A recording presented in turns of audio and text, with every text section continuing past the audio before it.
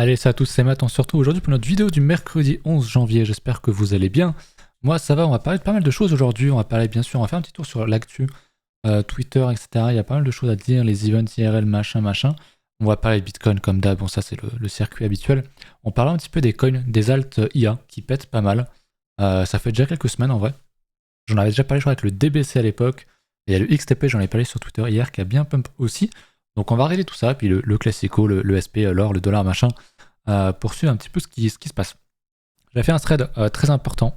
Qu'est-ce qu'un bear market? C'est quand tu comprends que t'es pas un génie de la finance. Fin du thread, voilà, qui est assez simple. L'image a bien évidemment été faite par une IA, qui est pas ultra belle au niveau de la tête, je trouve, mais le reste est assez propre. Le logo est pareil, un peu déformé, mais je fais de plus en plus d'images avec l'IA pour illustrer les tweets. Je trouve ça vraiment fort. Donc moi j'aime bien.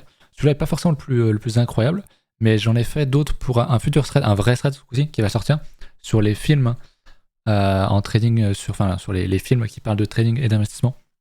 Bon, c'est que des films américains. J'ai pris 2-3 trucs IA qui sont pas trop mal, donc on verra ça plus tard. Mais j'aime beaucoup. L'IA, c'est vraiment le futur. Il y a pas mal de gens qui font des vidéos sur l'IA. Il y avait Paul de Crypto Formation qu'on a parlé, Julien Roman, un peu tout le monde, que ce soit des gens de la crypto ou pas. Et en vrai, c'est réel, hein, l'IA, ça va vraiment changer le monde. Déjà pour les influenceurs, déjà rien que pour écrire. Moi, le stress, je me suis aidé de l'IA pour l'écrire. Bon, après, tu reformules à ta manière et tout, c'est obligatoire, ça demande beaucoup de temps. J'ai mis beaucoup d'heures à le faire. Mais ne serait-ce que pour illustrer, trouver de meilleures phrases, trouver d'autres informations, compléter, etc. Ça demande du stress, qu'il faut poser beaucoup de questions en bot et tout. Mais je trouve que c'est vraiment une aide non négligeable. Ça prend du temps, mais c'est vraiment top. Bon, ça, c'était le plan on verra ça tout à l'heure pour BTC. Mais pour l'instant, BTC suit à peu près notre plan. Sinon, je vous rappelle que je serai à un event crypto qui est donc le Metis Mining, donc créé par Metis Mining, qui est donc le crypto Auxerre, parce que c'est à Auxerre. Et d'ailleurs, on prononce bien Auxerre et pas Auxerre, si jamais il y a des gens qui avaient encore des doutes. Je sais de quoi je parle en tant que bourguignon. Donc c'est cool, du coup, j'en avais parlé, je crois, il y a une semaine ou deux, de l'event. Ça sera à Auxerre sur une seule journée. J'y serai, je suis très content que ce soit enfin un truc en Bourgogne. Et surtout, le truc qui fait vraiment plaisir, c'est que je sais pas s'ils ont mis le prix dans l'article, alors je l'ai pas vu. Voilà, il est à 30 balles en fait, ou 15 € pour les étudiants, donc franchement c'est quasi gratuit. Quand tu vois des events à 300 balles, à 500 balles, à 2000 balles, quasi tout le temps continuellement, ça fait chier. En vrai, c'est le bear market, c'est un très bon endroit pour se faire du réseau. Donc franchement, n'hésitez pas à venir, moi j'y serai. Il y aura du monde, il y aura Grégory Guitare, Esprit Cryptique, Journal du Coin, TK en speaker. Moi, on m'avait demandé d'être speaker, j'ai dit non. Mais franchement, il y aura du monde, il y aura vraiment du bon monde, donc n'hésitez pas à venir. Si vous êtes dans le coin, ça peut être sympa pour se rencontrer ou quoi. C'est le 21. Le 20, il y a une soirée VIP, mais c'est réservé qu'aux speakers et aux personnes aux alentours, tu vois. Mais n'hésitez pas à venir, franchement, c'est pas cher. Franchement, venez. Si vous êtes dans le coin, c'est 30 balles, c'est une journée. Il y aura le lien de l'article pour voir tout ce qui va être dit et tout. Donc n'hésitez pas, c'est franchement le bear market, les events assez sympas. Donc voilà, moi j'y serai avec grand plaisir, donc n'hésitez pas à venir, tout simplement. J'avais parlé aussi du prix, vu la volatilité qui est très basse sur Bitcoin en ce moment, avec là aussi, vous l'avez compris, une image d'IA qui est vraiment nice. Bon, ils ont fait un ours avec des cornes, je sais pas trop pourquoi, mais l'image est vraiment bien. J'avais demandé par exemple un bear, donc un ours rouge et un taureau vert qui s'affrontent, se regardent et ont l'air de Dieu, et franchement, ça marche d'enfer. Pour le coup, c'était pas la même IA que j'utilise d'habitude, mais ça marche quand même très bien. C'est très fort pour illustrer, franchement, je trouve ça vraiment top. J'avais fait un sondage d'ailleurs, parce que malheureusement, on peut pas intégrer un sondage quand on met une image, ce que je trouve vraiment dommage. Et du coup, les gens, j'avais demandé, soit on range en gros entre 16 et 18K où on est actuellement, soit on sera sous 18K, soit on sera au-dessus de 18K. La majorité des gens pensent qu'on va rester dans le range ce mois-ci. Ce qui est possible. Moi, je suis pas, personnellement, si vous voulez mon avis, je suis pas forcément ultra sûr de ça parce qu'on est vraiment sur un niveau de vol qui est vraiment très bas. Moi, je pense que ça va péter en janvier. Ce sera peut-être en février. Écoutez, on verra bien. Sinon, les autres, il y a une majorité, quand même pas mal de gens qui pensent qu'on ira plutôt au-dessus de 18K plutôt qu'en dessous. Donc, bon, c'est pas non plus extrêmement flagrant, mais voilà, c'est quand même une prise de température qui est quand même assez intéressante. Je vous parlais il y a très longtemps de XTP, de TAP, qui est une boîte crypto qui fait des... Comment on appelle ça, des cartes bancaires crypto, tu vois. Alors, on voit pas forcément sur le graphique, mais cette montée-là, sur les deux bougies hebdo, c'est 4000%. Ok. Moi, j'en avais eu là, j'en ai beaucoup racheté dans ce niveau-là. Et ce qui fait que c'est ce que j'ai tweeté ici. Alors, c'est coupé du coup, mais c'est ce que j'ai écrit ici. 4000% en quelques jours, ce qui me faisait un beau pactole, impossible de vendre car Bitrex voulait whitelist mon IP pour trader, ce que j'ai fait et ça ne marchait pas. Bitrex, pire échange du monde, alors que comme j'en parlais à CryptoXD sur Twitter hier, en 2018, pour les anciens, pour ceux qui connaissent Bitrex, c'était the place to be, c'était le Binance d'aujourd'hui, vraiment. C'était vraiment le repère à shitcoin, il y avait tous les alts, tu pouvais tout faire dessus. Le site n'a jamais évolué depuis 2017, vraiment. Par contre, le support est quand même assez efficace, puisqu'ils m'ont répondu en je sais pas, 15-30 minutes, il m'a donné la solution directe, il m'a aidé. Donc j'ai pu vendre un peu, et ça, c'est quand même, ça fait quand même bien plaisir. Donc il y aura un thread de 33 tweets que je vais balancer samedi ou dimanche, je pense, sur les films. Donc j'ai hâte de vous balancer ça. J'ai mis quand même pas mal de temps à le faire et je vais essayer de faire pas mal de threads, etc. Pour le futur. Relancer la baleine aussi, je suis en train de voir avec des personnes. Donc voilà, il y a plein de bonnes choses pour 2023. J'allais dire 2022, mais c'est bien 2023. Ça, c'était pour le petit tour sur Twitter. J'ai oublié de parler d'une info qui est quand même très importante. On aurait retrouvé 5 milliards en cash et en crypto, mais assez liquide, enfin très liquide, chez FTX. Donc 5 milliards, c'est quand même pas mal. À l'époque, on pensait qu'il n'y avait que 1 milliard. Il y en a quand même 5, donc c'est pas mal. Peut-être qu'on pourra retrouver un peu d'argent pour ceux qui ont perdu, mais ça va surtout être les créanciers. Donc les grosses boîtes, je crois que c'était DCGP, je sais plus c'est quoi le nom exact. Mais c'est cool en vrai. Les cryptos concernés n'ont pas été déclarés alors que la communauté s'inquiète au sujet de la réelle liquidité de ces actifs. A priori, c'est liquide. Donc en vrai, c'est une bonne chose. Il y aurait plus de thunes qu'espéré. Très clairement, vous ne reverrez jamais 100% de vos gains. Enfin, de votre argent. À l'époque, je parlais que si on retrouvait 10%, ce serait une bonne chose. Je pense qu'il y a moyen qu'on retrouve 25 à 30%. Je pense qu'il y a un monde où il y a moyen de retrouver une partie. Après, qui aura l'argent en premier ? On sait que SBF a toujours dit qu'il voulait que ce soit d'abord les utilisateurs, mais bon, c'est un mytho, c'est juste un énorme mytho, pour rester poli. Et de toute façon, il n'a plus aucune décision dans la boîte, il est en tôle, enfin, il est plus en tôle d'ailleurs, mais voilà, je ne sais pas qui bénéficiera de cet argent en premier. Bon, vous savez que souvent l'utilisateur est sans doute le dernier à être payé, c'est un peu comme les salariés dans une boîte, c'est d'abord la grosse monnaie, et ensuite la populace. Voilà, malheureusement, c'est un peu comme ça que ça marche. Mais bon, il y a un petit espoir, il y a quand même 5 milliards qui ont été retrouvés. Écoutez, pourquoi pas. On va passer sur les charts du coup, si vous voulez bien. Hop, sur BTC.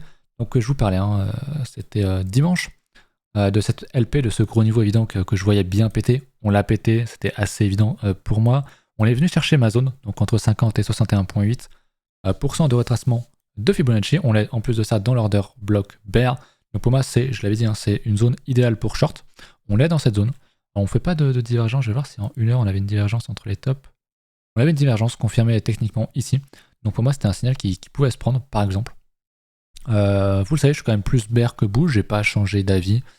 J'ai l'impression qu'il y a quand même pas mal de gens qui sont bull. Après c'est mon avis.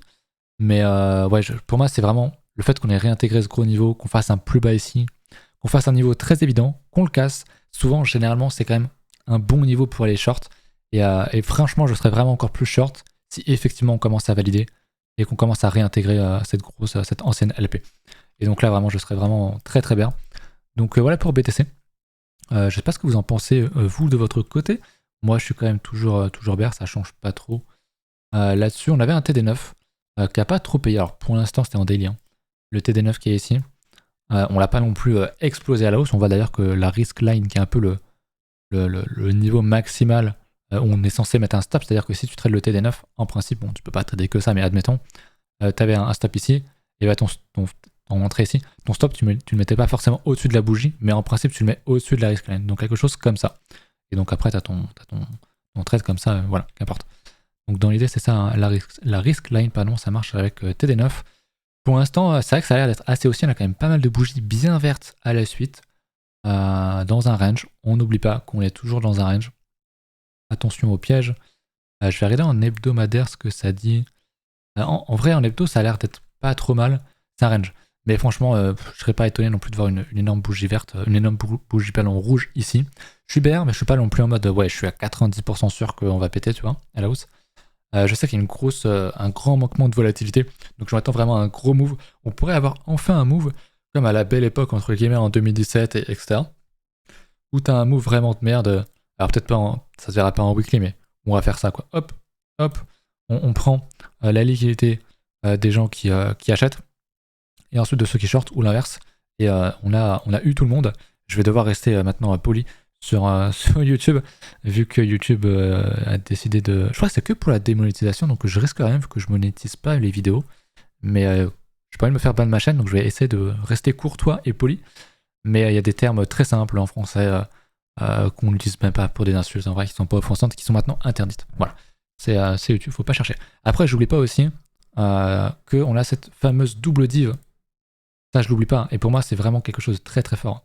Double div sur le squeeze momentum, c'est quelque chose qui arrive quand même très rarement. Souvent, ça paye bien et on l'a activé ici. Techniquement, on a un signal d'achat. C'est un peu le truc qui me fait dire que bon, on pourrait avoir quand même un bottom ici. Bottom ultime ou pas, je pense pas. Mais je ne sais pas en vrai. En vrai, je serais pas non plus totalement étonné de nous voir péter et venir rechercher des plus hauts ici et ici. Mais la période est compliquée. Une div, ça ne fait pas tout. Il en faudra un petit peu plus. Donc, il faudra être un petit peu patient. Au niveau de l'order flow, pas grand chose d'autre à ajouter, si ce n'est qu'on a beaucoup de positions qui s'ouvrent alors que le prix fait un plus haut. Ok, on le voit très bien ici. Je vais essayer de vous montrer ça. On fait un plus haut, on casse ici ce sommet-là. Et pourtant, qu'est-ce qui se passe quand on casse ici? Eh bien, il y a encore des positions qui s'ouvrent. Pour moi, ça, c'est une analyse très simple du prix. C'est du FOMO à l'achat. On est en 15 minutes, donc c'est pas le truc qui va nous amener à 12 000 balles, on est d'accord. D'ailleurs, ça commence à dump, on commence bien à dump. On voit qu'on a quand même une bonne pression à l'achat sur les futurs, mais qui suivait le cours, donc rien de bien étonnant par contre sur le spot. Hein, il y avait déjà une pression quand même assez importante à la vente, quoique vous voyez peut-être pas très bien sur YouTube, mais on suivait quand même pas mal le cours. On va même un peu plus haut là, on avait quand même une assez forte pression à l'achat sur le spot.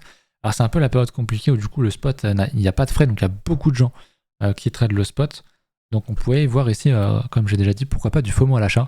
Une des rares fois où on a plus de pression à l'achat qu'à la vente sur le spot était à noter ici. Donc moi c'est clair que sur du court terme je suis quand même plus short que long. Après, comme j'ai dit en hebdomadaire, on a quand même des signaux. On pourrait avoir une petite chance en hebdo. Voilà. On va parler je pense maintenant des alts. Que je regarde un petit peu mes autres choses, mais je crois que j'ai pas grand chose d'autre à noter. J'étais en hebdomadaire ici pour voir ce qui pétait bien, mais je pense que vous le savez. Le XRP, ok, on ira peut-être voir si j'y pense. Sinon, bah bon, le XTP, du coup, je vous en ai parlé. Hop, je vais cacher ça comme ça. Donc je vais remettre ça en hebdomadaire, mais voilà, en linéaire, à quoi ça ressemble. Et ça, c'est 4000%. Du bottom au top. Voilà, je prends vraiment, pas vraiment le bottom, mais de 4000%, ouais, ça fait quand même 4000%. Mais du coup, désolé du cut, du coup, quand on dézoome, bah, il y a quand même beaucoup de potentiel, entre guillemets. Je dis absolument pas d'acheter ici, loin de là. Vous me connaissez, je vous dirai jamais un truc comme ça. Mais c'est vrai que j'en avais acheté au bottom pour le coup. Et ça fait quand même bien plaisir de voir ça se débloquer. Donc, affaire à suivre. C'est le projet, je sais pas trop où ils en sont. Mais c'est un projet de carte crypto. Je sais qu'il était surtout pas mal pas en Égypte. Je sais plus, je crois que c'était pas en Égypte. Qu'est-ce que j'ai comme connerie? Ils essaient de se développer en Angleterre. Et il me semble en Grèce. Voilà, la Grèce. J'ai confondu la Grèce et l'Égypte. Bref, intéressant. Prenez des profits si vous étiez dedans, parce que je sais que j'en avais parlé à une époque. Donc il y a peut-être des gens qui sont dedans. Donc pensez à prendre un petit profit, ça fera pas de mal. Je voulais voir du coup les cryptos d'IA. Donc vous connaissez tous le FET. Le FET, j'en ai beaucoup parlé. J'ai repassé en log. J'en avais parlé à l'époque, ici quand j'en avais racheté. J'en avais acheté ici, j'en ai racheté au même niveau ici. Et là, ça avait quand même plutôt bien pété. Et voilà, on a une des rares cryptos, un des rares secteurs crypto qui pète en ce moment. C'est-à-dire quand on regarde en daily. Alors il y a le LTC aussi, et quelques autres bien sûr. Mais ce qui drive en ce moment, c'est plutôt les IA. On voit qu'on a quand même un quasi 300% sur le fait. Si je regarde le DBC, je vais le montrer plutôt sur UOB. C'est pareil. En gros, on a vraiment la même charte en moins liquide. Mais c'est globalement la même charte dans tout ce qui est IA. A l'air de quand même plutôt bien péter. Je vais vous montrer du coup le LTC aussi. qui pour le coup n'est pas de l'IA, mais qui pète quand même pas mal. Est-ce que je pourrais pas avoir plus d'historique? Bon, qu'importe, on va juste regarder en daily. Qui pète pas mal. Je vous avais montré, c'était en hebdo. En hebdo ici. Et on voyait bien la structure, double bottom, on casse, on réintègre, on refait un plus haut. Franchement, c'est pas mal. Le LTC, c'est pas mal. Et je l'avais déjà dit, je crois, le LTC, alors je sais pas si ça va être le cas aussi actuellement, a souvent eu son halving avant BTC, et souvent LTC explose à la hausse avant BTC. Parfois, c'est arrivé. Donc, intéressant à suivre, c'est un peu la narrative qui pourrait me faire dire que, ok, peut-être qu'on pourrait avoir un petit été crypto qu'on pourrait péter. Vous le savez, hein, encore une fois, cyclicité, saisonnalité. On va arriver à février, mars, avril, mai. Des fois, ça prolonge jusqu'à un petit peu l'été, où généralement, sur les marchés, c'est quand même assez haussier. Est-ce qu'on n'aurait pas déjà largement survendu les différentes crises, le bear market, machin, même si c'est pas terminé, on pourrait à minima avoir, si je vous montre sur BTC, pourquoi pas, avoir une petite reprise, faire un petit truc comme ça, voilà, jusqu'en mai, quitte à derrière refaire un plus bas. Et range et repartir derrière en 2025 ou je sais pas combien. C'est pas du tout quelque chose que j'exclus parce que voilà, même si on considère que le halving est en 2024 et qu'on pète en 2024 ou 2025, d'ici l'halving, on va pas faire une ligne droite en descendant. Ça n'arrive pas. On a déjà une belle tendance bien baie, on a fait plusieurs bottoms, on a séché quand même pas mal de monde. On aurait droit à une petite remontée pour pourquoi pas revenir re-range, etc., etc. Refaire un range sans forcément refaire un plus bas derrière. Mais voilà. C'est un peu mon avis, mon opinion, ma vision du marché actuellement. Dites-moi encore une fois ce que vous en pensez, ça m'intéresse pas mal. Qu'est-ce que je voulais vous parler d'autre? On va regarder du coup, je vais retourner sur ma charte des alts. On va regarder bien sûr le SP500 qui retrouve un petit peu de couleur. Donc qui a décidé de casser son range ici en H4 daily à la hausse. Et du coup, on s'approche encore de la LP. Alors, est-ce qu'on va la casser? Je ne sais pas. Moi, je dirais quand même méfiance. Et si on la casse et qu'on réintègre, grande méfiance, vraiment. Il faudra vraiment faire vraiment attention. Donc voilà pour ça. On a quand même une très belle diagonale qui demande qu'une chose, ça va être cassé. On l'a touché une fois, deux fois, trois fois, quatre fois. Plus on touche, plus il y a de chances que ça casse et plus c'est violent en général. Donc pourquoi pas, est-ce qu'on ne prendrait pas tout le monde à contre-pied là? Tout le monde est très bear market, la crise économique, politique, machin, est-ce qu'on ferait pas ça? Voilà, quitte à derrière, range, refaire un plus bas. Parce que je l'ai dit, hein, la récession, si elle arrive, ce serait pas tout de suite. Ce serait pas tout de suite, je vous avais montré la charte que je vais vous remontrer d'ailleurs. Je vais me mettre une notif pour quand on repassera, il faut se mettre en linéaire, pour quand on repassera au-dessus du 0%. Hop, je vais mettre une notif ici. Voilà, je vous remontre ça en mensuel. Donc pour ceux qui n'ont pas vu, je crois que j'en ai parlé, c'était dimanche, donc n'hésitez pas à aller checker la vidéo pour ceux qui n'ont pas vu. Mais en gros, c'est tout simplement les rendements sur les bons de trésor américains. Et quand on passe dans le négatif, quand on fait la différence entre sur le 10 ans et 2 ans, quand on passe dans le négatif et qu'on réintègre derrière le niveau normal, donc quand tu retrouves quelque chose de normal, c'est-à-dire quand tu gagnes plus d'argent quand tu prêtes sur du long terme que sur du court terme, parce que là c'est l'inverse, c'est une anomalie de marché, et bien quand tu retrouves un niveau normal après être passé en dessous, derrière tu as une récession qui arrive. Voilà. Ça prend du temps, ça c'est pas tout de suite, mais du coup admettons qu'on fasse quelque chose comme ça, et on pourrait être en récession en mai 2025. Donc c'est pas tout de suite, c'est vraiment pas tout de suite. Et c'est pour ça qu'on aurait le temps d'exploser à la hausse, de corriger à la hausse, du coup, si je puis dire. Si je peux retourner sur le SP quelques secondes, ce serait donc voilà, d'avoir une petite tendance haussière, un range, un truc, tu vois, où tu donnes une chance, et puis en fait, récession 2025, et là on irait effectivement chercher le fameux niveau des 61 points, ou même encore plus bas, qui sait. Donc je suis pas totalement fermé à une hausse. C'est vrai que j'ai plus un biais bear, qui est peut-être une erreur, mais de toute façon le biais, qu'importe, hein, tu traites pas un biais, tu traites des signaux, etc. en corrélation avec ton biais. Des fois t'as raison, des fois t'as tort, mais j'exclus pas du tout une hausse ici. Je suis pas du tout comme, je le dis, hein, quand je suis vraiment sûr d'un truc, je le dis, quand je dis j'ai plus, je sais pas, je pense à 75% à plus, on va monter, on va descendre, parce que si, parce que ça, je le dis. Là honnêtement, je vais pas dire que je suis moite-moite, je suis quand même plus bear court terme, mais sur du moyen terme, sur plusieurs mois, j'exclus pas du tout une hausse, mais vraiment pas. Donc voilà pour moi. On va peut-être regarder un petit coup le dollar qui du coup doit tomber effectivement vu que le SP monte. Donc il nous fait des plus bas. Je vais enlever ces traits là qui sont un peu moches. on arrive vraiment dans le gros support. Donc s'il y a une retournée, pourquoi pas maintenant, s'il y a un dump sur les actifs à risque, donc SP, BTC, machin, ça paraît pas déconnant quand on voit le dollar qui ralentit, qui dit un peu moche, mais qui dit et qui pourrait nous faire ça, un simple retracement. Ça nous envoie à pas 6 pieds sous terre sur BTC, mais ça pourrait nous faire très très mal étant donné qu'on n'a pas de volatilité. Je vous remontre. La volat, j'en ai parlé dimanche, je crois. Mais du coup, on aurait quelque chose. On aurait du coup la volatilité qui est là.